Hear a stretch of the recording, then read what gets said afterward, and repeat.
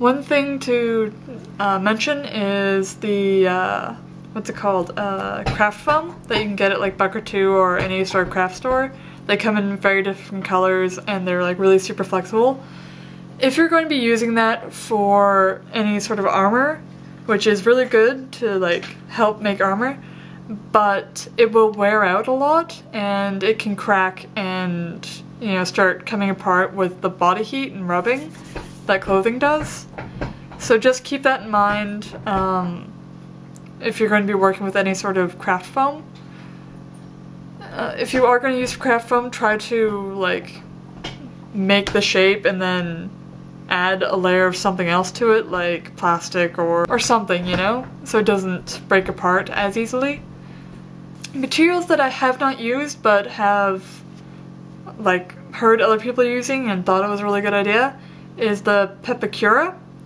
That's the way of making halo armor, and you can also make a lot of gun props with that.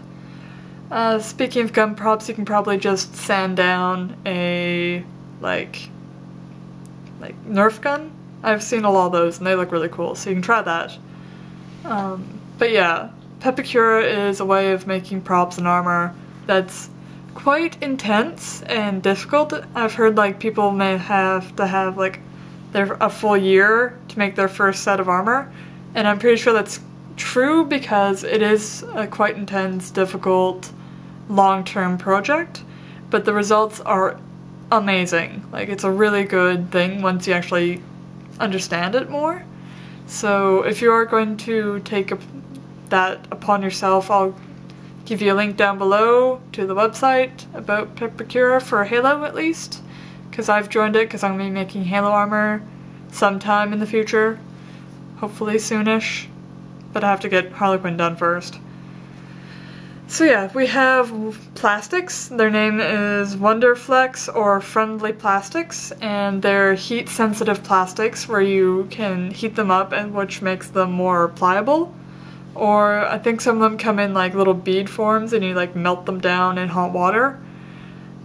But yeah, I haven't used these, but they seem like a really good idea because they're very durable, they're, you know, water resistant and all that stuff, whereas the other things I talked about, you might need like a water resistant spray to go on at the end of it.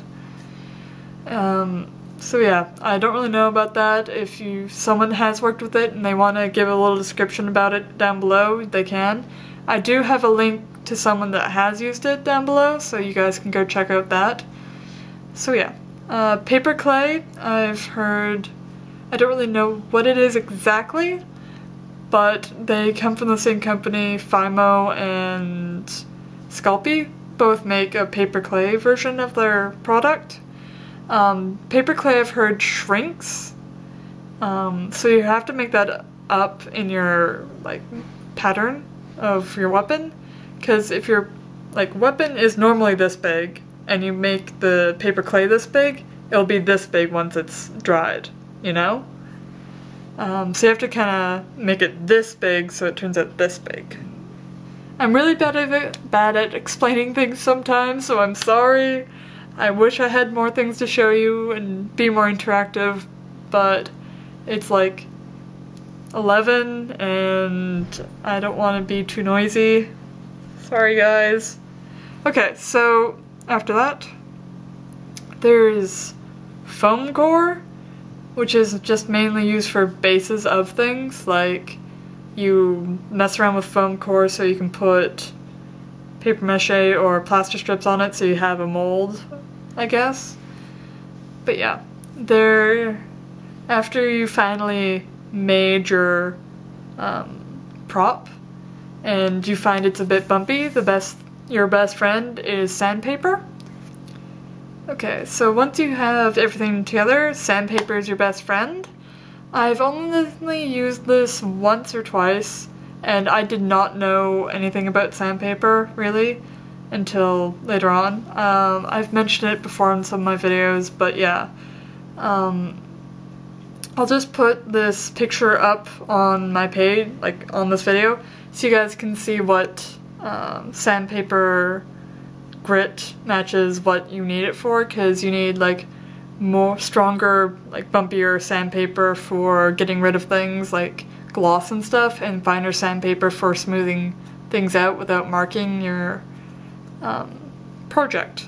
So I'll just put that picture up here.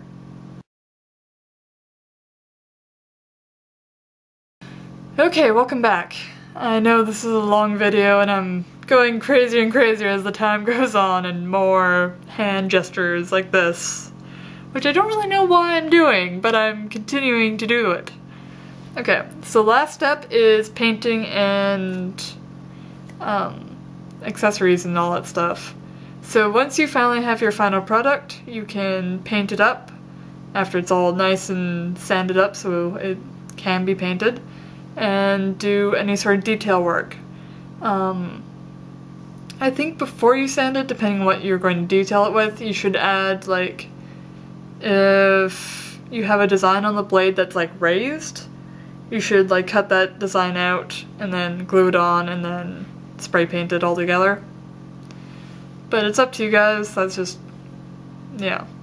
So painting it depends on like what types of paint to use, depends on what your material is, generally.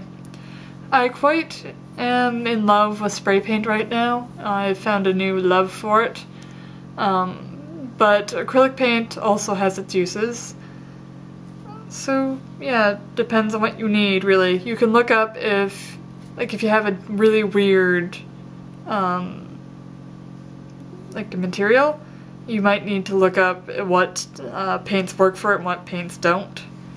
So yeah, that is the end of my prop spiel and the end of my videos until I get back from Europe. That's so exciting. So yeah, hopefully this was somewhat informative to you guys, and I'm sorry it's not really interactive. I swear to God I'm going to be more interactive when I'm on my trip. Hopefully. Most likely. I'm going to. Believe it. Believe in me. I'm sorry, I'm so tired. Okay. So I hope everyone has a good night, morning, evening, afternoon, whenever you're watching this. And yeah, comment and tell me what you think and what videos I should do next. Well, technically I'm going to be uploading my trip videos next, so after that. Anyways, thanks for watching. Bye everyone!